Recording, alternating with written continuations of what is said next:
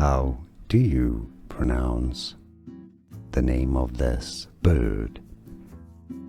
It's also the name of an Egyptian god of war and the name of a hotel chain company. In all cases, it's said as Ibis. Now, in French, it is said as Ibis, indeed. So if you're talking about the hotels, I guess it's Ibis. But in any other cases, Ibis.